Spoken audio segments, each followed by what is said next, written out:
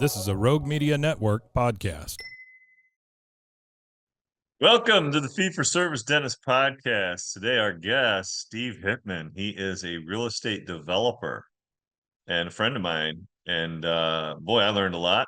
And his expertise is in really developing properties and usage of properties and making the different parts work. And from a dental perspective, I asked him a lot of questions about how that relates back, and we have a couple of really nice examples of a dentist going into either a property or developing a property, and he has shared some real pearls of wisdom. And if anybody is thinking of buying their own real estate or leasing or owning their own real estate, pretty good information here. I think can help a lot of people out in that avenue. As always, Fee for Service Dentist podcast brought to you by Kettenbach Dental. They are excited to announce first major advancement in fluoride varnish treatments. No more alcohol or resin. Instead, patients will want this new treatment in a muco-adhesive dimethicone gel, which leaves your mouth feeling smooth and silky. No more grit. Contact Kettenbach today for more details and do more varnishes that patients will appreciate. Call 877-532-2123 or visit KettenbachUSA.com. If you like the show, please click like, share, subscribe, all that stuff. Share it with your friends. That's how we grow. If you don't like it, well, I'd appreciate if you let me know. If you want to be a guest on the show, let me know. Hit me up, sunnyspira@gmail.com, or you can text or call me at 607-624-2962. Have a great day, everybody. My name is Drew Burns, and I'm a part of a small group of dentists who believe something crazy. We believe the standard of care is just not good enough. We demand the best of ourselves and the best for our patients. We believe that the best way? No, the only way to practice dentistry is on our own terms. If you ask the dental consultants or the corporate CEOs, they tell you that what we're doing isn't smart, that fee-for-service dentistry is dead, and that the golden age of dentistry is over. Yet, while others focus on profits first, we focus on the patient first. And yet our offices are some of the most profitable in the entire country because we invest in ourselves and we are doing things right. It's our name on the door and it's our reputation on the line. My name is Drew Burns and I am a fee-for-service dentist. This is the Fee-for-Service Dentist podcast and these are our stories. Welcome to the Fee for Service Dentist podcast. Dr. Sunny Spira. Today, our guest is Mr. Steve Hittman, who's a good friend of mine. It's my neighbor down in Jersey, and we've remained close friends over all these years. And he has a company called Crossroads Company. He's involved in real estate development, real estate construction, and real estate other services. So it's kind of the three different areas that he goes into. Let me give you a little bit of background. Crossroads Company is a real estate development, construction, and services firm. The company's primary objective is to create value for its partners and clients through the monetization of underutilized real estate assets. As a vertically integrated firm, we manage all aspects of the transaction process in-house, including selection, entitlements, construction, leasing, equipment financing, and capital requirements. They work collaboratively with partners and clients to deliver projects on time and on budget. We provide the expertise necessary to develop and finance projects in a prudent and cost-effective manner, which we have gained from decades of experience in the real estate industry. All right, tell you a little bit about him. He is Steve founded Crossroads Company in 2001. In his role as CEO, he oversees all aspects of the projects, the verticals, and the strategic initiatives. Steve has over 40 years of experience at all facets of real estate. He has spent 20 plus years as a principal, successfully developing a significant real estate portfolio in the New York, New Jersey region. So please welcome Steve. Steve, how you doing? I'm good, Sonny. How are you? Doing great. I don't know if you're watching the show, but Steve is chilling on his patio out back. He's relaxed. We're recording this on a Sunday. Beautiful sunrise. That's the Manasquan River right behind you. Manasquan behind us, yeah. Manasquan River, and I'm over here in Point Pleasant Beach, and we're we're putting this laying this track down, as they might say. So how you doing today? Everything good? I'm good, Sonny. How you doing? I'm great. So tell me, how first of all, how did you get into real estate? Let's start there. I had an uncle, God bless his soul, Solly, and he worked for an oil company, and his job was to collect. He was in collections, and a well-known real estate developer. May he rest in peace, George Melman, owned two of the largest complexes in New York City, rental complexes, Kips Bay Towers, which is 1,100 luxury rental units, Murray Hill, and Lincoln Towers on the Upper West Side. And he was a great guy, but he didn't pay his bills on time. So my uncle's job was to say, please pay your bill. And I was coming out of college, and unfortunately, my stepdad, way back when people weren't supposed to survive double heart bypass operations, I got a call from my mom, and she said, you need to come home, because I had an older brother with two young children, and I had younger siblings, and we didn't know if he was going to survive. So I looked for a job. My uncle happened to call George and said, can you get my nephew a job? He said, well, interview my right-hand person. Her name was Sylvia, and he went down to Queens, and she said, all right, reminded of her son. She gave me a job. The rest was history. So you started out in collections? Well, no, my uncle was in collections. I started out as a rental agent for Okay. 1,120 apartments in New York City between 30th and 31st Street. It was a beautiful building. It was designed by I.M. Pei and developed by William Zeckendorf, two legends now of our time. I.M. Pei. Oh, yeah. And it was a great first experience in real estate. I didn't know anything about real estate, but I knew George always had a smile on his face. He wore beautiful clothes, and he always arrived in a limousine and ate in great restaurants. And I said, well, I don't know much about this business, but I want to be like him when I grow up. All right. Not a bad role model. Okay. So where did it go from there? You started out rental.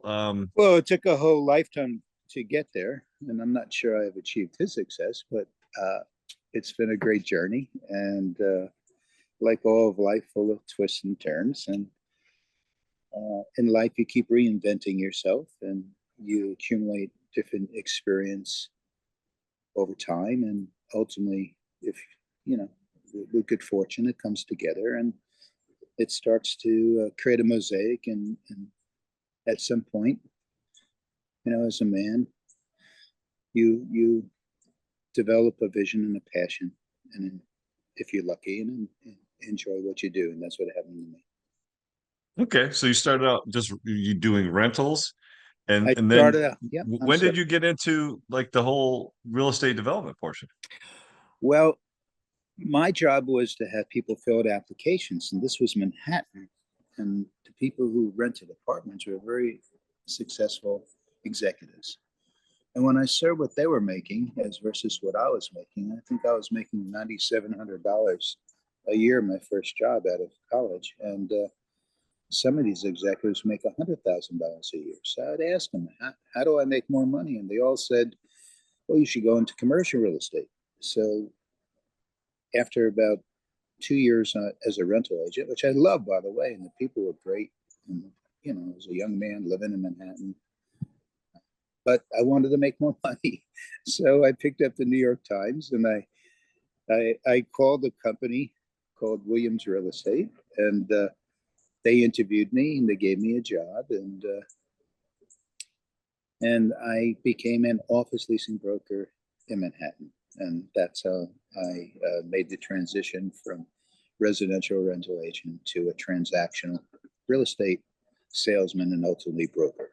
And my job was to knock on doors. So I would go to, 40-story office buildings. And back then, security wasn't quite so tight. And I'd walk in the building with a yellow pad, and I would knock on every door and ask to speak to the owner or CEO of the company. And most times I was told to get lost, but occasionally people would see me.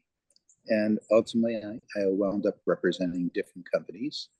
And back then, New York City, this was the late 70s and mid 80s, I think they had over close to 400 to 500 Fortune 500 companies who had corporate offices, executive offices in New York City.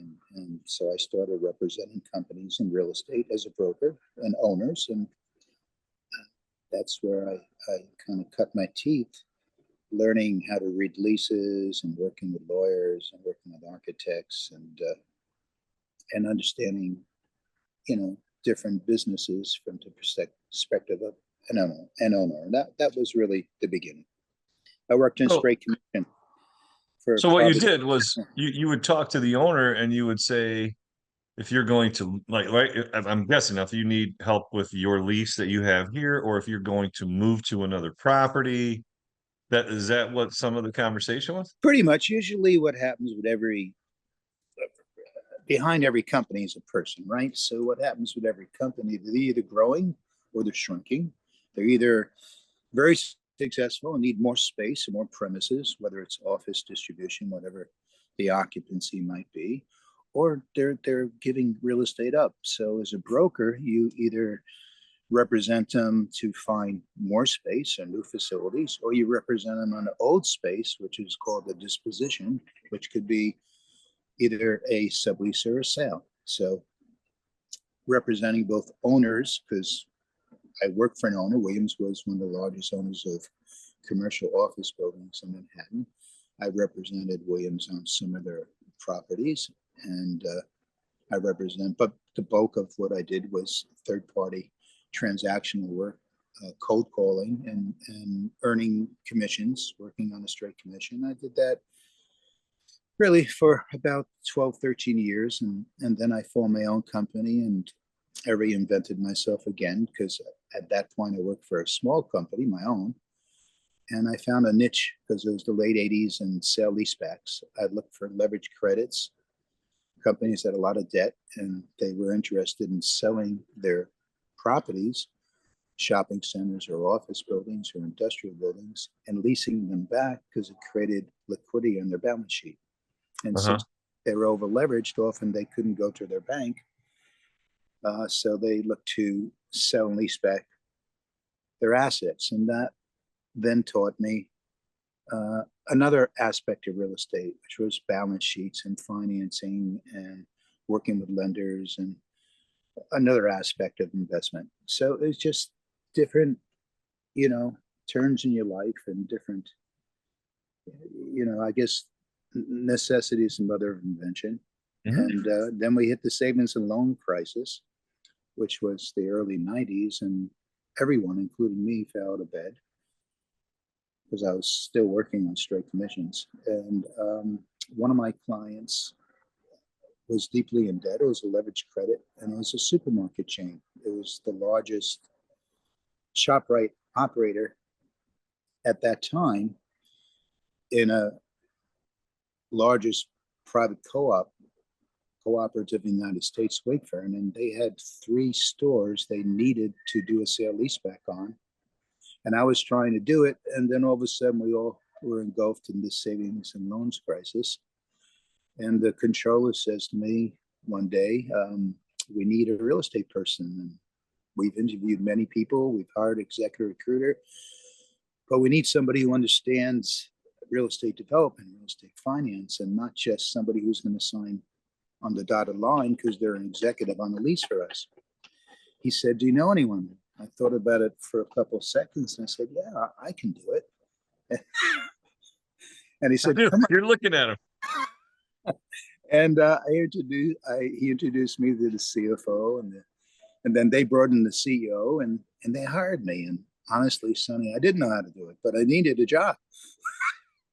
And it turned out that I did have an innate ability to do it. And I wound up financing, building, developing, finding, selecting, working with brokers, working with developers, 16 supermarket locations in an 8-year period. And that's another layer. That's where I learned real estate development and site selection and entitlement approvals, and worked with lenders on construction loans and permanent financing, and worked with private equity um, to invest in real estate projects, and that brought me right up to the late '90s, and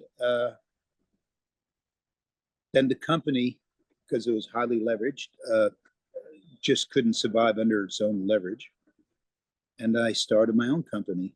I left and I started Crossroads Companies, and I had 3 clients who had a previous experience working together.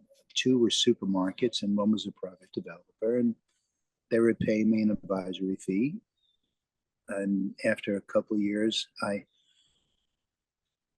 was introduced by an architect to a town, Franklin Township, and they desperately wanted a supermarket because they had approved thousands and thousands of multifamily projects and didn't give thought to how these people are going to eat. So I met with the director of economic development. He said, if you find me a supermarket, even if we have to create a new zoning for a particular area, we'll work with you. And that's the golden rule of real estate development. If a town wants something, you'll get it approved. If they don't want it, you won't get it approved. And I was fortunate to find a property that was vacant, formerly a warehouse building, and the owner wanted $1 million, which is great, but I didn't have $1 million. I had about $90,000, which took me a long time to save. So I negotiated a purchase price of $940,000 with a $10,000 deposit, subject to approvals. Sure enough, after 18 months, I got my approvals, and doing what I've done all my life, I found a tenant, a supermarket chain, Village Supermarkets, which is a ShopRite operator, and that enabled me to obtain the acquisition loan to buy the property. But I still needed a partner because I had to spend a lot more money to get all the approvals. And the partners turned out to be one of my clients who invested with me. And he said, make me a proposal. So I made him a proposal. The proposal was, when you get all your money out and a return on your principal, which at that time was about 12% interest back then, we become 50-50 partners. And he said, okay. And I put up 10% and he put up 90%. And I said, but I can't live on bread alone. So you also have to pay me a consultant fee for the project because it's my time and time is money. He said, okay. And we worked out a fee, monthly fee, and that enabled me to take that risk. And, cutting to the quick, interest rates went from 7.5% to 5.5%. And with the rent that the tenant, the supermarket, agreed to pay me, I was able to have the property appraised instead of at $12 million, which it cost, at $16 million. And therefore, the financing proceeds were $12 million. The investor got all his money out, and we were 50-50 partners. And then I had my first cash flow, which is distribution, net operating income after debt service. And that was it. That was the first one that put us on. So to our dentist listeners, right? I mean, everybody looks at someone like yourself, someone in real estate, like it's just an easy road. But from what I've heard, first of all, when you started, right? Okay, they gave you a job, you were rental, and you were getting paid peanuts for what you were doing. Then you decide to get into the commercial side, and you weren't afraid to knock on doors, which to me is the old Howard Ferran, the dentist. He built his dental office, and he went door to door in a neighborhood, knocking on doors, introducing himself, and making appointments at their doorsteps. And so many people are, I just want to open up, and people are not just going to come see you. You have to You have to beat doors. There's nothing beneath you. And in this scenario, right, you've already talked about a couple of highs and lows of the real estate market and how you were able to pivot and continue to take chances, but believe within yourself, we can get this done and we can negotiate these things. And that's really a neat thing. So let's talk about in the professional space, right? So as a dental, like let's just say a dentist, physician, chiropractor, or even a lawyer, like, hey, listen, Steve, we want a 4,000 square foot office. We want it to be on the first floor, handicap, ADA, the whole thing. What would their process be? Tell me how, just walk me through some of the steps that would be required and some of the conversations we would have. Where are your clients? Where do you want to be located, right? Okay, so figure out the location, right? So let's just pick a spot. We're in Jersey, so let's say we want to be in Westfield, New Jersey, and we want to be somewhat central to supermarkets and schools. How's that? Perfect. Next important question is, do you have money? Can you afford to pay rent? Okay. Because if you don't have the money and you have unrestricted budget, if I was a novice broker and I didn't know what I was doing, I would look all over Westfield looking for a place for you. But if I was an experienced broker, I'd say, you're not realistic. You can't afford it. I can't waste my time because I'm working on straight commission. And if I work with somebody who doesn't have the money or is not realistic in their objectives, it's a waste of both our times. Now, granted, I haven't done office leasing brokerage now in over 40 years, but I'm just responding to your question. Yeah. But let's say, listen, I've got in my practice, I'm gonna locate it. So I'm relocating it. I want you to help me find a space, build an office, and my budget is I don't know, let's say it's 1.5 million. Or I have, or you're not really looking for a rental space. It really doesn't matter whether you want to buy, you want to lease. There's an open listing system. So throughout the United States, property owners and real estate brokers have open listing systems because they want to lease or sell their properties, and it's accessible to a licensed real estate firm. And today you probably don't even need to be licensed because of the internet and Google and AI. And you research based on the client's parameters, what's available. And if you're a good broker, you look at it first. So let's say you find a piece of land, right? A piece of dirt that's going to work out in terms of location, right? Yes. Well, what are some of the steps that a business person then? What would they have to go through? What would you do? Now I'm going to jump ahead a few years. I'm going to talk to you as I would to my own client, because I do advisory and brokerage work in addition to real estate development and acquisitions. I would say, okay, I understand your budget. I understand what you want to be. And do you want to own or do you want to lease? That person says, I want to own. Okay, you want to own. Now, do you require financing, or can you purchase it all cash? Okay. Let's say they're going to need some financing. Yes. Okay. So you're going to have to purchase the subject to financing. Are you sitting with like lots of cash and you could put down 50%, or you want to have as little cash into it as possible? Let's say traditionally 20%, 25% is versus 40 or 50%. Yeah. Let's say the person's like, you know what? I've been wanting to do this forever. I'm leaving my space. I'm going to put 40% down. All right. So you have a lot of cash relative to the property you have in mind purchasing. You're not going to have any trouble getting financing with that large of a down payment on the property. Your debt service is going to be relatively low because you have almost 50% cash into the investment. Now what we want to do is, if it's me and you're my client, we want to create value. How do you create value? You don't create value by paying $5 million for a property that's worth $3 million, right? Or $50 million for a property that's worth $30 million. You want to find something that first and foremost, location, location, location is a good location. That's where you always start. Good locations go down the least in bad times, and they go up the most in good times. So first it starts with location.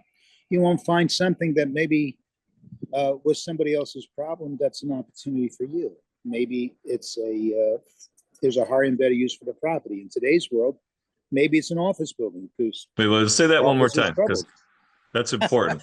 No. The first part, a higher and better use. Yes, a higher and better use. Maybe go into that just a little bit deeper, please. Maybe a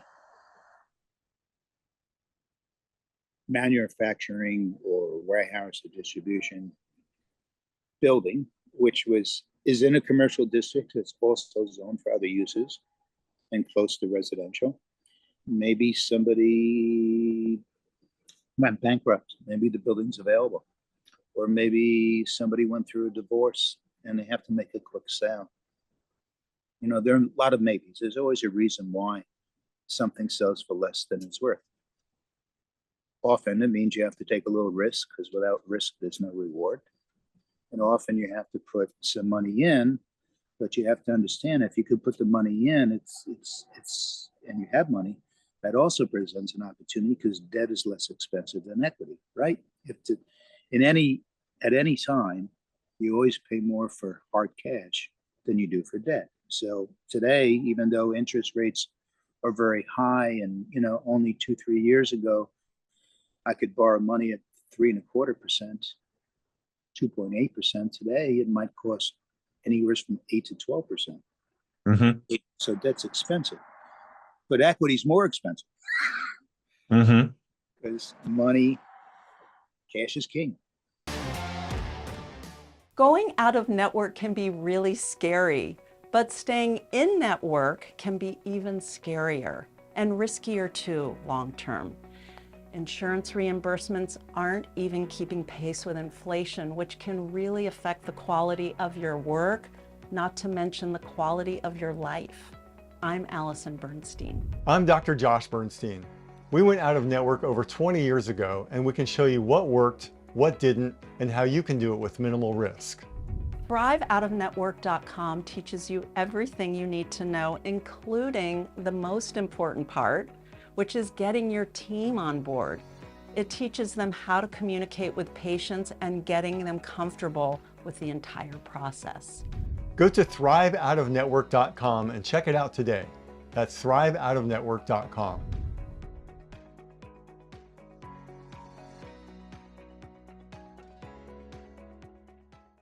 Our show is sponsored by our good friends at Metadenta. Metadenta has served the dental community since the 1940s with award-winning innovation and a large catalog of dental products in most facets of dentistry. I personally use several of their products and recommend them to anyone I can. They are a sponsor of the program and are offering 30% off. That's right, 30% off anything site-wide at metadenta.com. Simply use the code FFSD30 at checkout and get your 30% instant savings. From CR-rated prophy angles, hygiene, high-speed handpieces, burr, endo, whitening, they more than have you covered.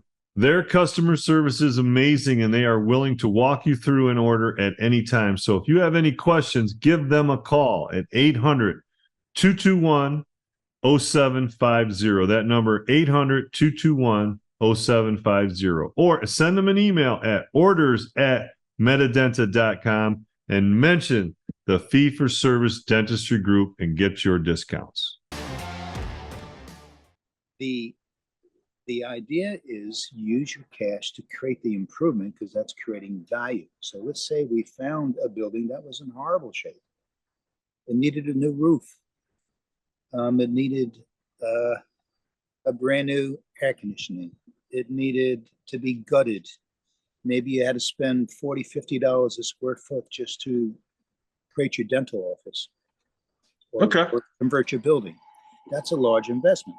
But if you could buy the building, let's say the building is worth, and I'm making numbers up obviously, but let's say the building is worth $200 a square foot. It's a 10,000 square foot building. and it's $2 million, but you can buy it for, $100 a square foot or $150 a square foot, $120. You've just created an arbitrage that's value. So if you put your cash in, and then you, as a owner operator, create a rent, let's say on $2 million, you want a 10% return. And on 10,000 square feet, you can afford to pay $20 a square foot. You just made a 10% return on your investment. Now you're an owner occupant. You acquired a great asset in a great location. You're amortizing the loan you're going to take out. So every year your equity increases in value, and you have what we call reversion appreciation, because we know that dollars, paper money, and assets go up in time. So over time, you're going to have the appreciation of the real estate. You're going to be reducing the debt on your property. So it's like double dip. And you're going to write a nice little reasonable escalation of your rent. So let's say you get 10% bump every 5 years in your lease. So that rent in 10 years, because you're only going to take out typically a 5, 7, 10-year term loan with a 25 or 30-year amortization. The longer the amortization, the lower your total payment. So as a business operator, you want the longest term in your amortization. So you pay the least amount of debt service, so you can make the most amount of profit below your line as a dentist. But okay, so hold on. You're talking like simple math, but for myself and a lot of other folks, let's break down a couple things that you said, right? Yeah. So if you're going to amortize something, right? And I think most people understand this. So if you say, listen, I have, let's say $100,000 in debt, and if it's a 10-year note, let's say it's $100 a month on a 10-year note, amortize over 10. But if you say amortize it over 20, let's just say now it's 100 goes to $50, but at the end of the 10, you have a balloon payment or money that's due, right? So that's the number one you said. So you amortize it, so you keep your initial outlay, monthly outlay on the lower side, correct? Yes. So that's the one thing. So anywhere, and then the term of the lease, it's talking commercial leases, right? So the term of the mortgage, 5, 7, and 10, right? They don't typically give 20 or 30-year mortgages on commercial properties, right? It's a little different than how you're describing it. So the term of your lease, you're probably going to write a 20 or 25-year lease, ideally, because that's going to allow you to go out and get a loan that's longer than the term of your lease. So let's say you write a 20-year lease. Remember, we said you're going to have escalations in your rent. Right. Every fifth increment of your lease term. Every 5 years, right? Yeah. And the reason for that is you're going to have, as you described, a 10-year mortgage with a 25-year amortization schedule, because you have a 20-year lease. And at the end of that 10 years, your rent will have increased by 10%. So you went from 200,000 to 220,000, 10%. But you reduced your mortgage over that period of time, let's say by $1.5 million. So you said a 40% cash, you'd have 60% mortgage.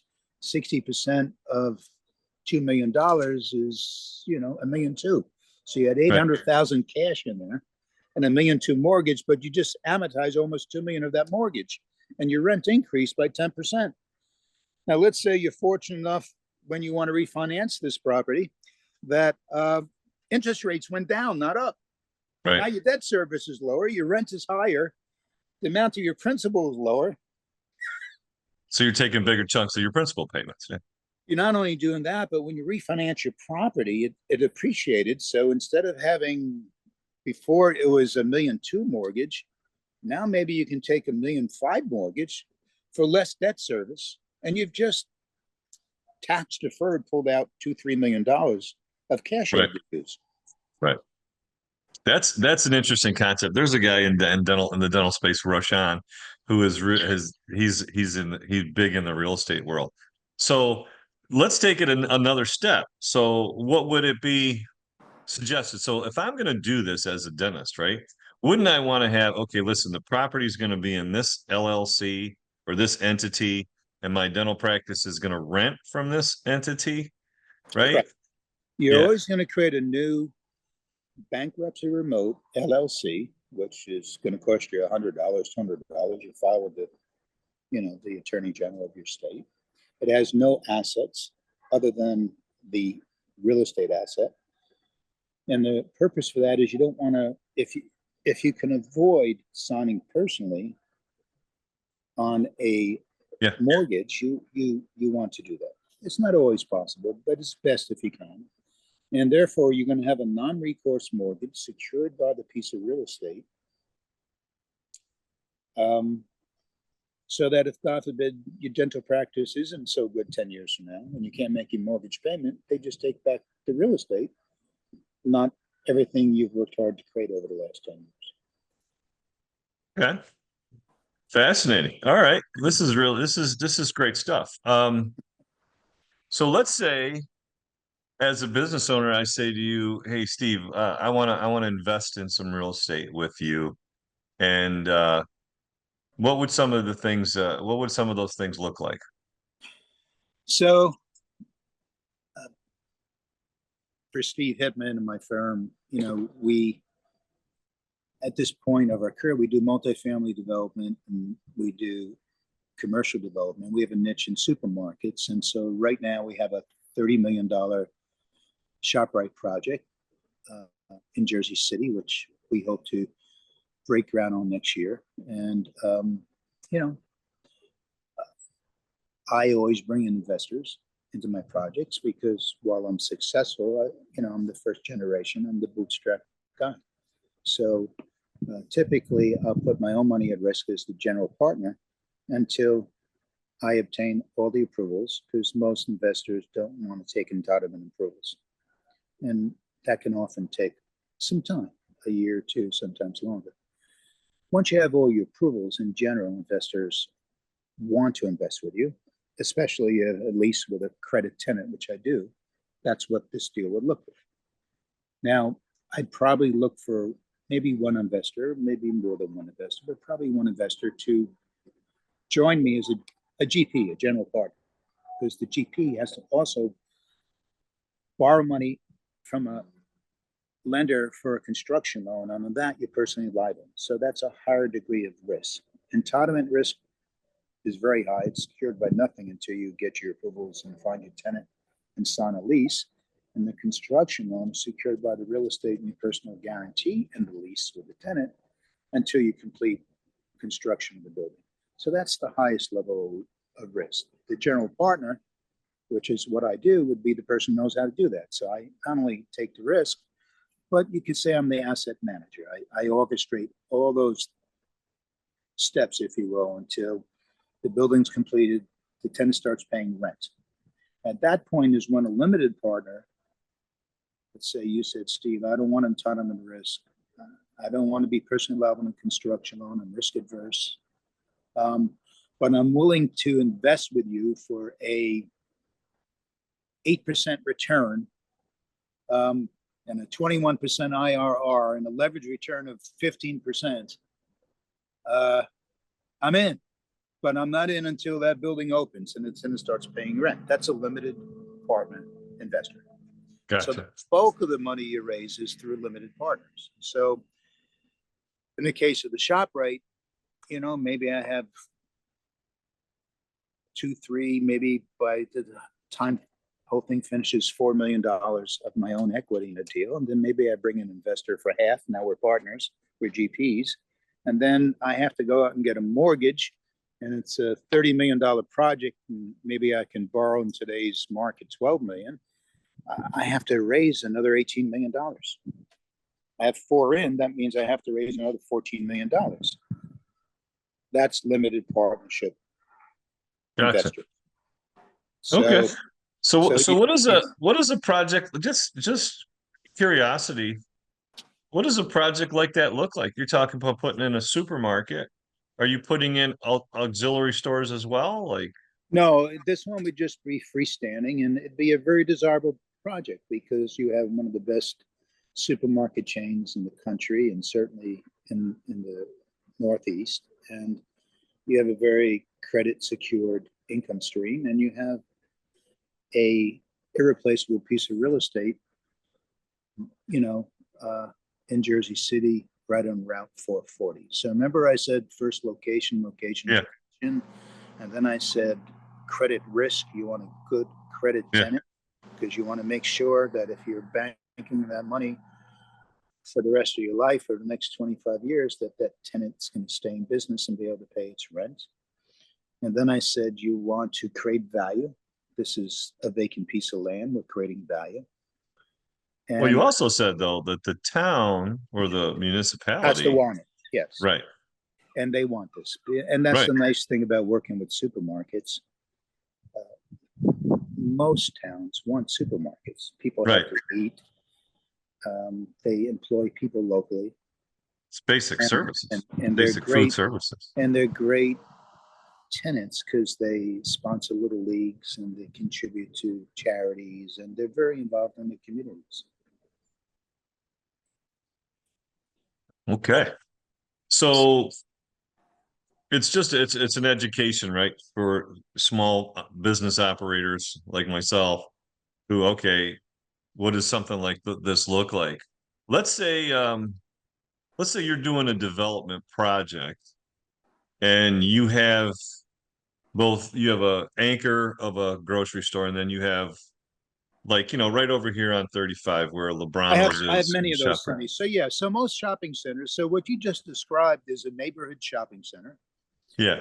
I'm probably going to have a 50, 60, maybe the smallest might be for me, 25, 30,000 square foot food tenant or credit tenant. Doesn't have to be food, but food is great. So let's stick with food. Well, food tenants are very attractive anchor tenants for small tenants because a lot of people come there, they have to eat. So Yeah. a typical ShopRite, if that's the anchor tenant, they might bring 35, 40,000 people a week to the location. Right. So if you're a small retailer, you want to be with ShopRite because So all let's those say- people are coming to that location. Yeah. So as a dentist, that's what we're looking for, right? Yep. So let's say, so now in the other parts of that, I don't know if you call them strips or in the other part of that development. Yeah, you might have, typically in a 100,000 square foot shopping center, which might be a 60,000 square foot supermarket. In today's world, you probably don't want more than 10 or 15,000 square feet, 20, 25,000 at the most of small tenant space because, small tenants are great, but they go in and out of business. And it's not the same. There's more leasing risk. Yeah. And therefore there's more turnover. And every time a tenant vacates a property, you have to bring in a new tenant. There's a cost associated with that. So, and you'll get some credit tenants, smaller tenants, regional credit tenants who are rated, but you're probably going to get mom and pops too, pizza stores. And so how about this, right? Let's say, I know banks have done this, but let's say a dentist says, listen, Steve, I want, you're doing this development. What would it take for me to put a freestanding building, 2,500 square feet on buy the dirt or lease the land? What would something like that look? Because I know that's what Howard did out in Arizona. Yeah. So in the example we created, we said, maybe we have a 60,000 square foot supermarket and maybe we at most want to have 25,000 square feet, 20 of inline small retail tenants. Well, that brings you to 75,000, but maybe we have some additional land. We can create some pad sites, a couple bank pads, a Wawa, whatever it might be. Yeah. That's what a neighborhood center looks like. Now, one of those pads happens to be, you could build 2,500 square feet. You want 2,500 square foot freestanding building. So I get a subdivision. Let's say I had a 10-acre parcel. I go to the town while I'm seeking my approvals and I say I want to have a couple of pad sites and I want to create a subdivision. So those pad sites, which ultimately have buildings on it, I can in the future sell either to an investor or to the user. And I create the subdivision.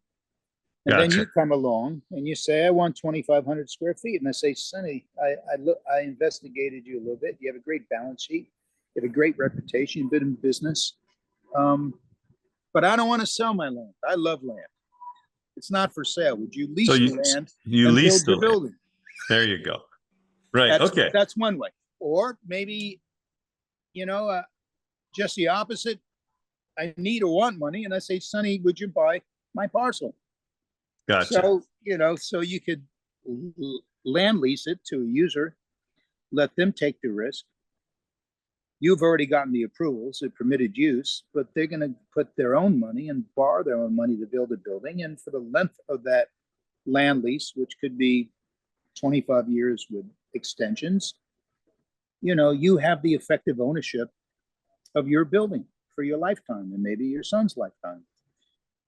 Right. And then maybe there's a right of first offer that if I sell the land or that parcel, you have the right to buy it at a fair market rent. There's so many ways to Gotcha. deal. And How does McDonald's operate? Just curious, because right, McDonald's Corporation owns the land, right? And then they lease it. How do they work? well, you're talking about one of the largest retail operations and best operators in the world, and they've been doing it now for, I would think, over 50 years. So Mhm. that's a little different because it's multi-generational.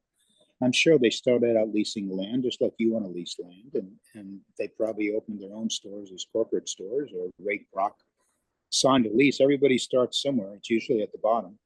And over time, probably the owner said, you know what, I'm going to sell it. Would you like to buy it from me? And good old Ray Kroc said, yeah, I'll buy it. The next thing you know, he had, 3,000 stores, and he owned 10% of them. And Right. then he realized, you know what? I really want to scale this business, but I can't do it on my own. It's too expensive. So let me franchise the name. Right. Then he said, all right, Sonny, you want to open McDonald's? You pay me X amount of money, and here's the concept, and I'll train you, but you put the money in. And by the way, I'm going to own the land. I'll be your landlord as well. And if you're not successful, I have the right.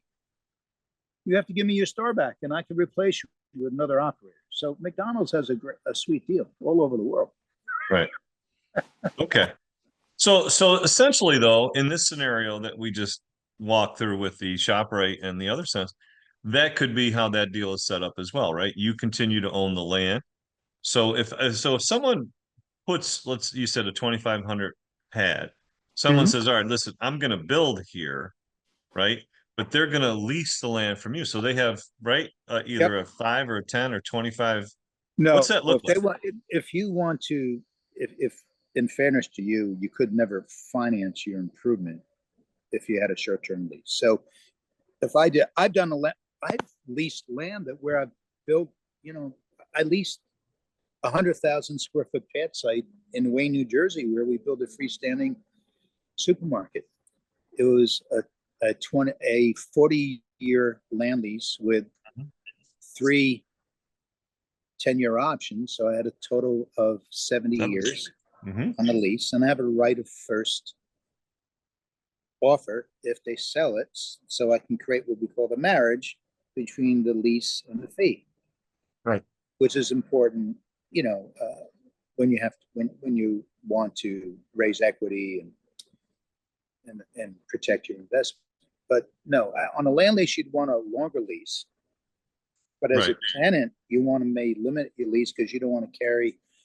If you're a private company, it may not matter, but often banks make owners carry a lease as debt on their balance sheet if it's more than 25 years. So that's why most leases you limit to 20, 25 years with options if you're a tenant. But if you're the owner, occupant, or a developer, then you'd want a longer lease. Because if you only had 25 years and you have to refinance your property or you want to sell it, it's going to be a problem. Because the next buyer or lender is going to say, well, Sonny, you only have another 10 or 20 years left. And then the building reverts back to the owner. So I need a longer term the second time around. So you have to anticipate New York City, most land leases way back when were 99 years, but you certainly want to get more than 50 with options. Right. Now, in your company, since you have like this vertical integration part, right?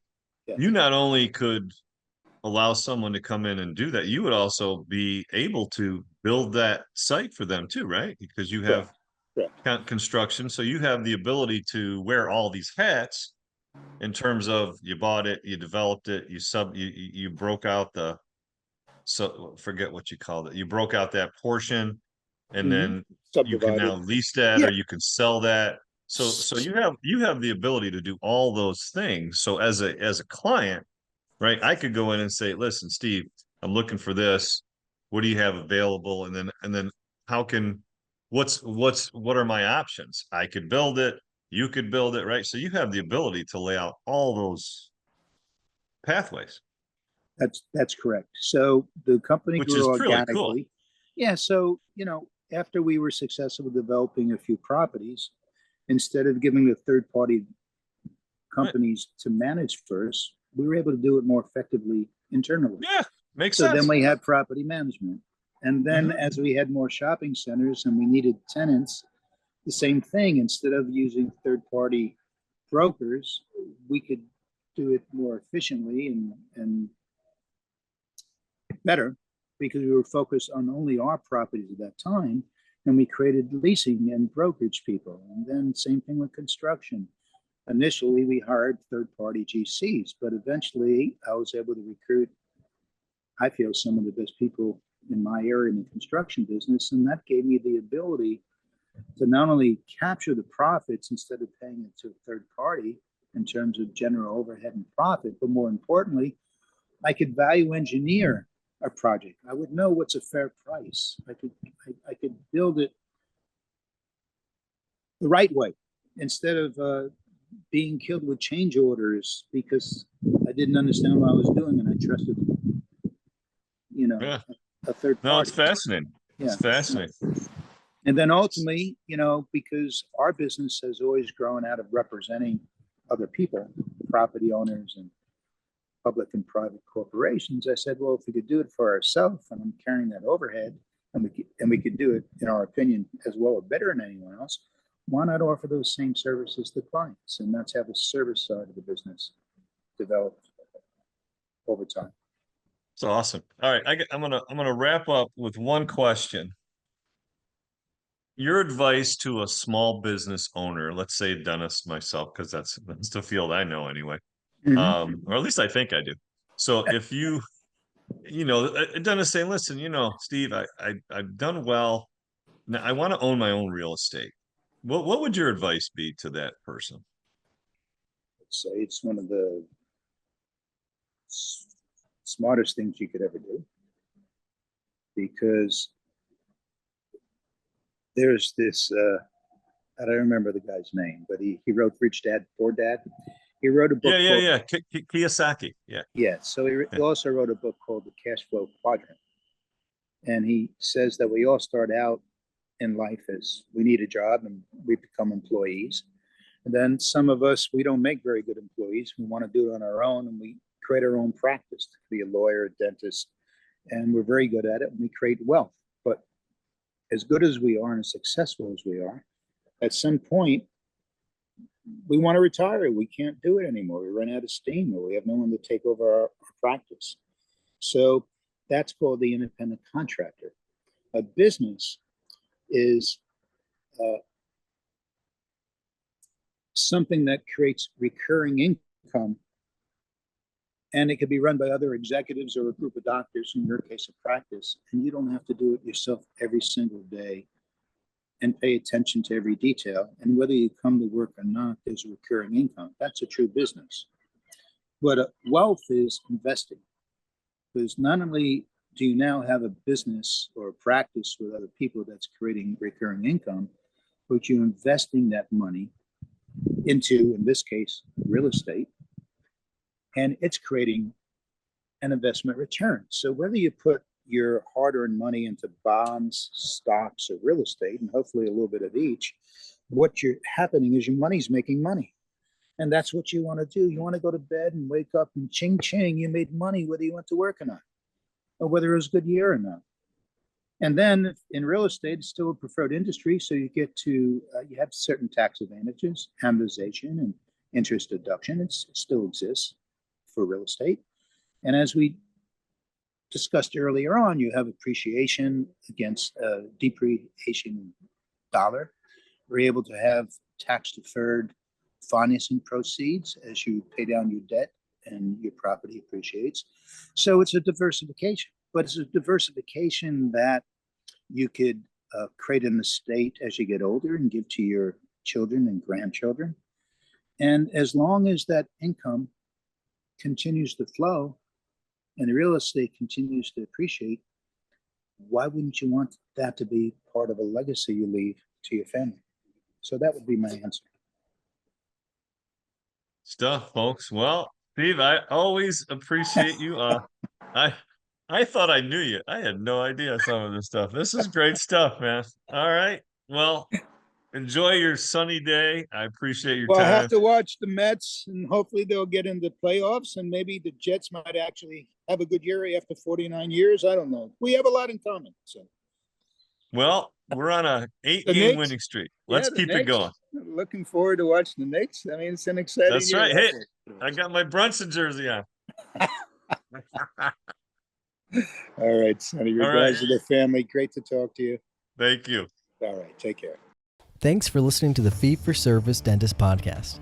If you would like to share your fee-for-service story, please fill out our contact form at ffsdentistry.com. Also, be sure to join our Fee-for-Service Dentistry Facebook group. For help starting your dental membership plan, visit dentalmembershipdirect.com and membershipmastercourse.com. Finally, for help with in-house financing, visit dentalfinancingdirect.com. And don't forget, your story is what you make of it. This is your name on the door and your reputation on the line. Thanks, everyone. We'll see you next time.